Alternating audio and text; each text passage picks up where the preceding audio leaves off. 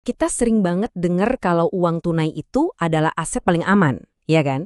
Tapi, gimana kalau saya bilang, di zaman yang serba nggak menentu ini, menyimpan terlalu banyak uang tunai itu justru malah berisiko.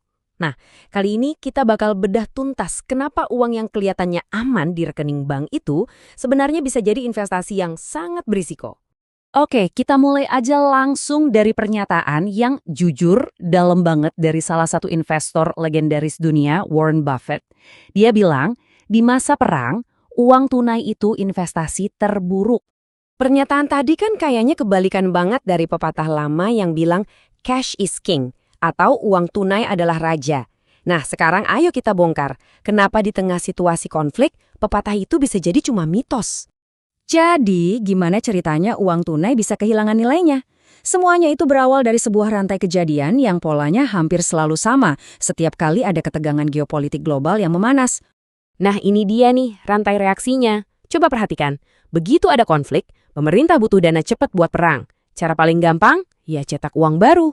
Akibatnya, jumlah uang yang beredar melonjak drastis. Dan, ya setiap lembar uang yang kita punya jadi makin gak ada harganya. Daya belinya turun.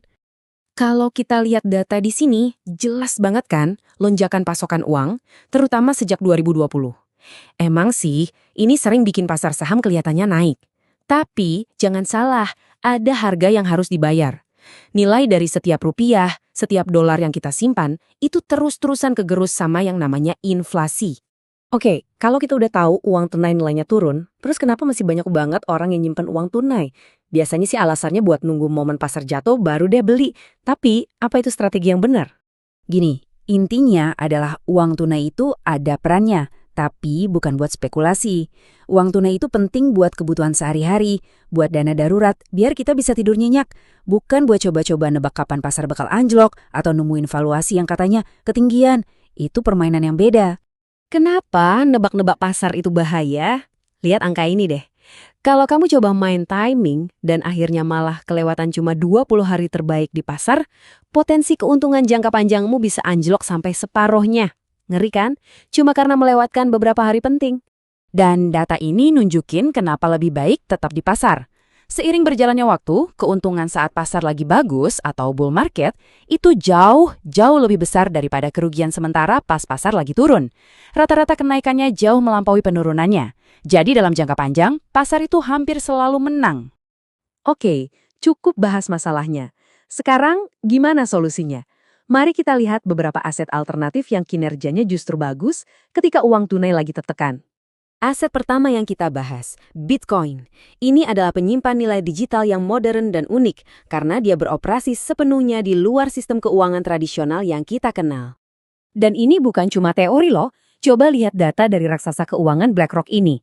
Dalam beberapa krisis geopolitik terakhir, saat pasar saham anjlok, Bitcoin justru nunjukin performa yang luar biasa. Kenaikannya signifikan banget. Kok bisa gitu? Iya karena sifat dasarnya, Bitcoin itu nggak bisa dibukukan sama pemerintah, nggak bisa disita, dan bisa dikirim kemana aja di seluruh dunia tanpa lewat bank. Ini membuatnya jadi alat yang kuat banget, terutama ketika sistem keuangan tradisional dijadiin senjata ekonomi. Aset kedua, ini dia sang legenda, emas. Aset lindung nilai yang paling teruji oleh waktu dalam sejarah manusia. Udah ribuan tahun, emas jadi pilihan utama buat ngelindungin kekayaan di masa-masa sulit. Kekuatan emas ini bisa dijelasin pakai konsep yang namanya efek Lindy. Gampangnya gini, semakin lama sesuatu bertahan, semakin besar kemungkinannya untuk terus bertahan di masa depan. Emas udah jadi penyimpan nilai selama ribuan tahun, jadi kemungkinan besar ia akan tetap begitu. Oke, aset ketiga ini jujur agak ironis, yaitu saham-saham dari perusahaan pertahanan. Kenapa ironis? Karena mereka justru diuntungkan langsung dari belanja militer besar-besaran yang jadi salah satu pemicu inflasi itu sendiri. Kalau mau tahu kenapa, ya tinggal ikutin aja aliran dananya. Ketika anggaran pertahanan naik triliunan dolar, uangnya lari kemana? Ya ke perusahaan-perusahaan yang bikin mesin perang ini. Mulai dari jet tempur, sistem rudal, tank, semuanya. Mereka penerima manfaat utamanya. Sekarang, ayo kita coba mundur sedikit dan lihat gambaran yang lebih besar. Tren-tren yang kita bahas tadi mungkin bukan cuma siklus sementara, tapi bisa jadi ini adalah sinyal pergeseran besar dalam tatanan keuangan global. Sejarah tuh sering banget berulang kan? Dan kalau kita lihat sejarah keuangan, polanya jelas. Setiap ada konflik global besar, aturan main soal uang seringkali ditulis ulang. Perang Dunia Pertama dan Kedua mengubah segalanya. Pertanyaannya, apa yang akan terjadi sekarang? Investor kawakan Ray Dalio bahkan bilang kalau Amerika Serikat sekarang ini mirip kayak kekaisaran-kekaisaran besar di masa lalu yang akhirnya runtuh karena terlalu membebani diri.